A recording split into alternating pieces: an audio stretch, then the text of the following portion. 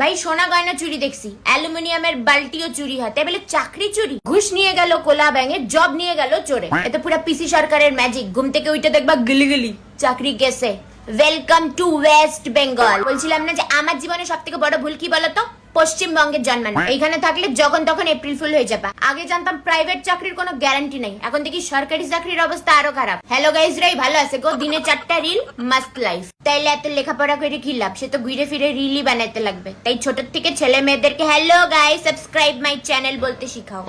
এখন এই জবটাই সব থেকে সিকিউরড। আগে স্যার একটা সময় বলতো লেখাপড়া তো করিস না, ঠেলার চা বিক্রি করবি। এখন মনে হচ্ছে যে ঠেলার চা বিক্রি করলেই ভালো হইতো, অন্তপক্ষে পথে তো বসতে হইতো না। অন্তপক্ষে এইবার পরিবারের কি হবে এটা ভাইবে রাত্রে ঘুম তো উড়ে যাইতো না। যার যায় একমাত্র সেই জানে।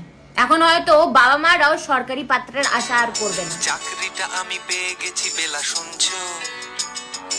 এখন আর কেউ আটকাতে পারবে না।